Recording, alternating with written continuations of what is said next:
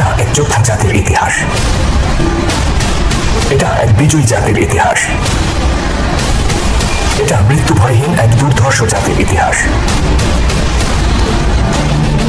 এটা খেজুর তলায় বসে দুনিয়া শাসন করা জাতির ইতিহাস।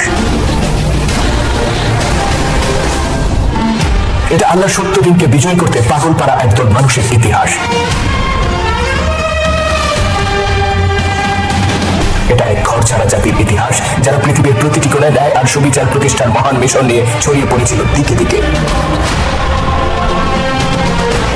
যাদের উত্থান ঘটেছিল জাহিলিয়াতের অন্ধকারে নিমজ্জিত আরব ভূমি থেকে, অথচ প্রজ্বলিত সূর্যের মতো তারা আলোকিত করেছিল সারা পৃথিবীকে।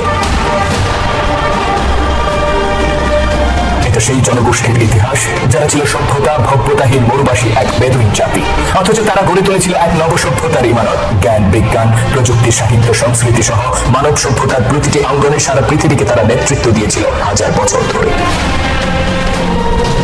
তারা ছিল ঐক্যহীন, গোত্রে গোত্রে বিভক্ত আর নিজেদের মধ্যে রক্তক্ষয়ী সংঘর্ষে লিপ্ত এক বিভক্ত জনগোষ্ঠী। তৎকালীন বিশ্বের দুই পরাশক্তি পারস্য ও রোমান সাম্রাজ্যের সামনে তারা ছিল নতজানু, অথচ মুহাম্মদ নামের এক পরশ পাথরের ছোঁয়ায় তারা হয়ে ওঠে এক ঐক্যবদ্ধ মহাজাতি।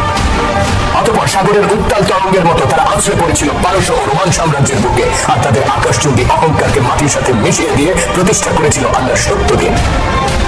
জুলুম আর দুঃশাসনের বুকে কবর রচনা করে অর্ধ পৃথিবীতে তারা উড়িয়েছিল মানবতার পতাকা, জেনেছিল সত্য দিনের মশাল।